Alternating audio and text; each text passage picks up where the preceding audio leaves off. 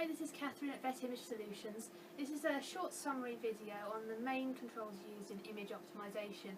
It's one of the most commonly asked questions: how do I optimise my image on whichever ultrasound machine you have? And it's very difficult to answer because by changing one there's going to be a knock-on effect somewhere else, and everything is dependent upon the circumstances that you're in. It's really important that you understand what your main controls do and how they work. So I'm going to skip the real basics like gain adjustment and going to focus on the less well understood controls, so dynamic range, persistence, adjusting your depth appropriately, focal points, and a quick look back on frequency and the importance of that.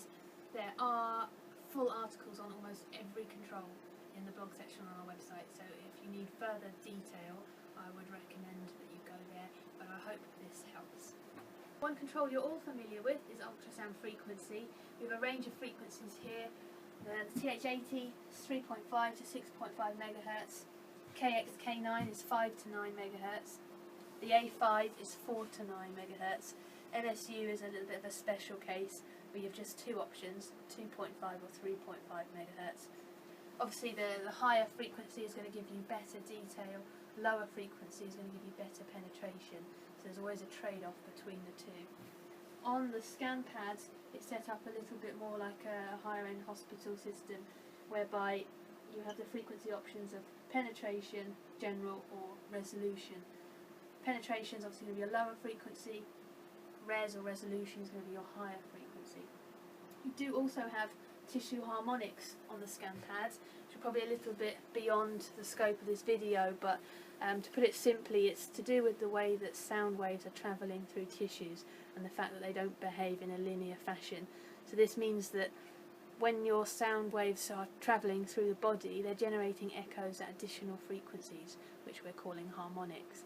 So say your machine emits at 3 MHz in tissue harmonic mode, it's going to ignore the returning 3 MHz signal and it's going to display only the second harmonic, so in this case that would be 6 MHz.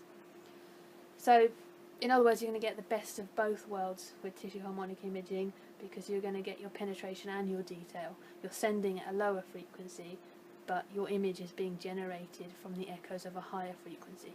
It's particularly beneficial if you're imaging at depth, and I know Yvette's going to go over this in a lot more detail in the level 2 course.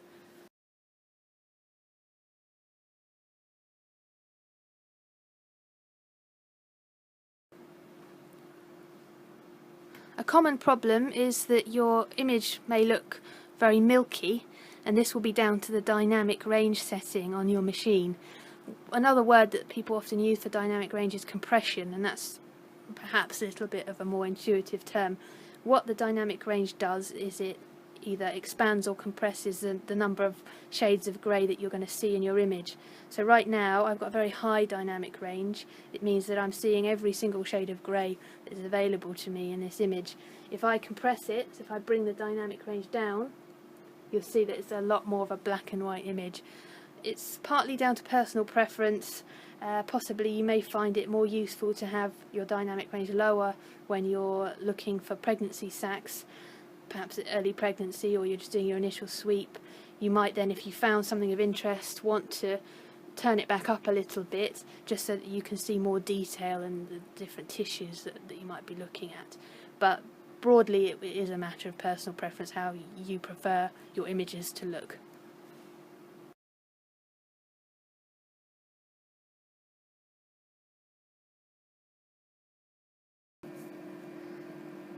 So these points all the way down the screen are relatively fine, but I hope you can notice when I bring the focal zone away from them, they actually get a lot wider. So that means that the lateral resolution in this area is now much poorer than it is when I have the focal point at that level.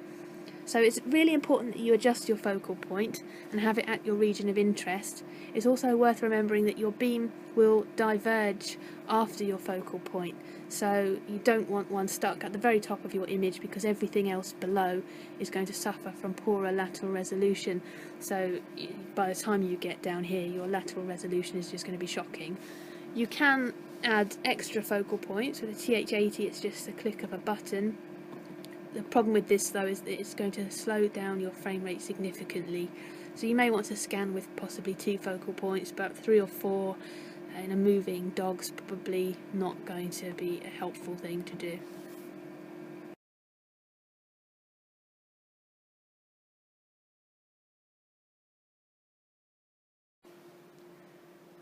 One of the most important controls of all is the depth control.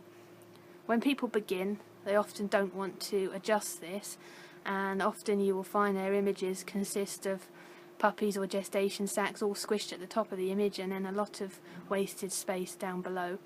That's unnecessarily slowing down your frame rate. You're making your scanner wait a longer period of time before it can send out its next pulse, and there's no reason for doing that if you're not interested in what's going on at 10 or 15 centimetres into the animal.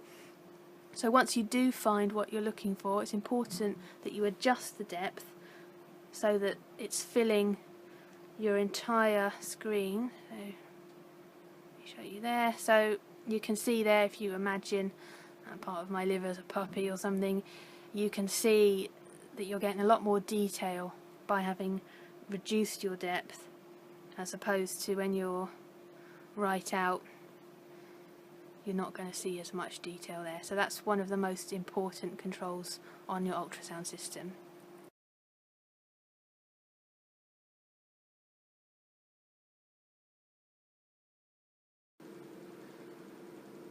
Your eyes can pick up some things in colour better than they can in black and white, so some people like to use the pseudo colour option for some scanning.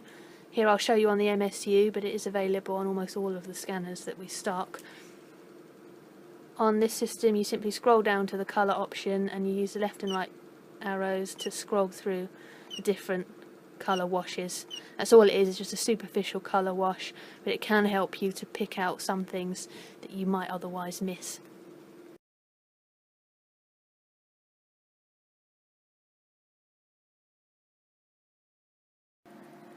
Persistence refers to the degree of frame averaging in your image. Some people like to have a very high persistence. It gives a really smooth looking image. However, it does make it less responsive. So, for example, on the scan pad here, I have a low persistence, which means if I'm moving around, or say I'm scanning a dog and she's panting heavily, it's very, very responsive to the movement. If you were looking at a fetal heartbeat, you would probably want a low persistence like this. However, if I bring the persistence up, and put it to its maximum here, so it's averaging frames, you can see now when I'm moving it's all very blurry. It's just not keeping up with the movement at all.